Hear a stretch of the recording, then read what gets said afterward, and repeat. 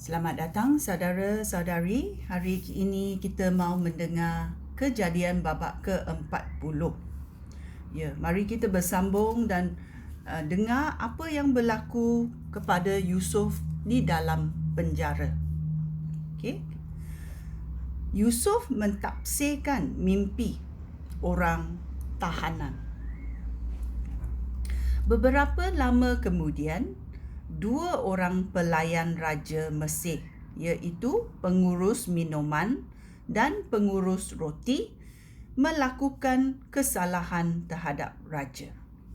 Oleh sebab itu, raja murka terhadap kedua-dua orang pelayan itu. Mereka dimasukkan ke dalam penjara di rumah ketua pengawal istana di tempat Yusuf ditahan. Mereka tinggal lama di penjara. Lalu, ketua pengawal istana menugaskan Yusuf untuk melayani mereka. Pada suatu malam, pengurus minuman dan pengurus roti itu masing-masing bermimpi. Erti mimpi mereka itu tidak sama. Apabila Yusuf datang kepada mereka keesokan paginya, mereka kelihatan muram. Oleh itu Yusuf bertanya, "Mengapa begitu muram hari ini?" Mereka menjawab, "Kami bermimpi semalam dan tiada sesiapa pun yang mengetahui ertinya." Yusuf berkata, "Hanya Allah yang membolehkan orang mentafsirkan mimpi.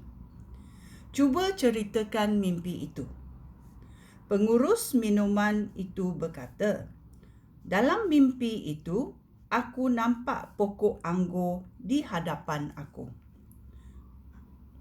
Pokok itu bercabang 3.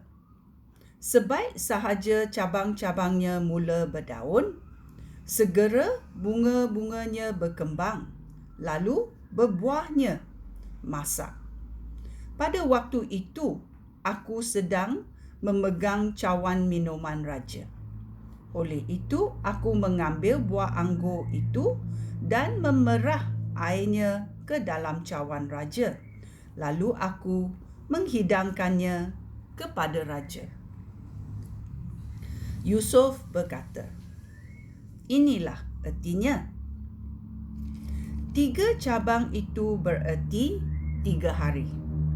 Dalam 3 hari ini, tuan akan dibebaskan oleh raja, diampuni dan dikembalikan kepada pekerjaan yang dahulu. Tuan akan menghidangkan cawan minuman kepada raja seperti dahulu. Tetapi ingatlah akan saya apabila keadaan tuan sudah baik. Tolong sampaikan masalah saya kepada raja supaya saya dibebaskan dari penjara ini. Sebenarnya, dahulu saya dicolek dari negeri orang Ibrani. Di sini, di Mesir pun, tidak pernah saya melakukan apa-apa kejahatan sampai harus dimasukkan ke dalam penjara." Setelah pengurus roti itu tahu bahawa erti mimpi pengurus minuman itu baik, maka dia berkata kepada Yusuf, "Aku juga bermimpi. Dalam mimpi itu, aku menjunjung 3 buah bakul roti.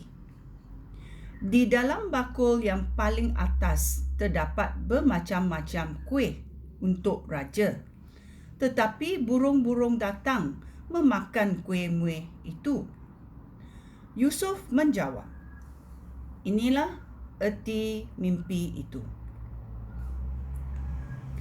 3 buah bakul itu bererti 3 hari.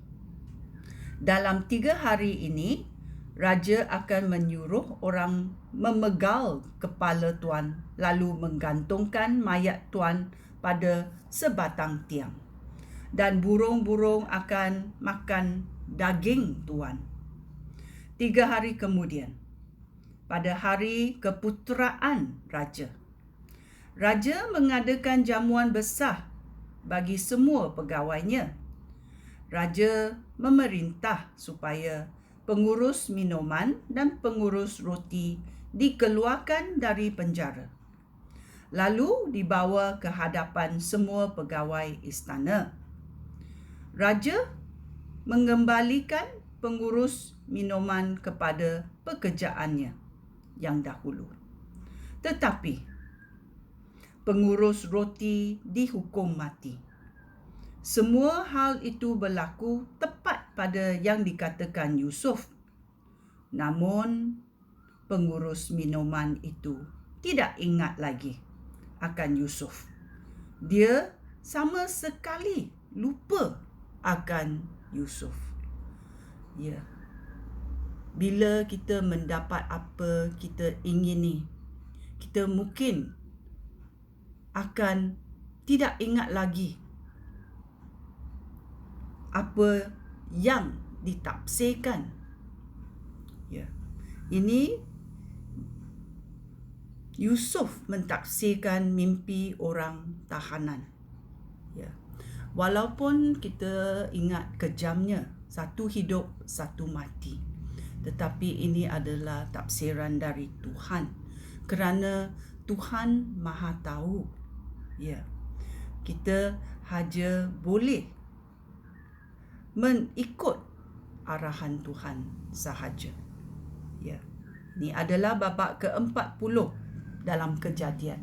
Sekian, terima kasih. Shalom.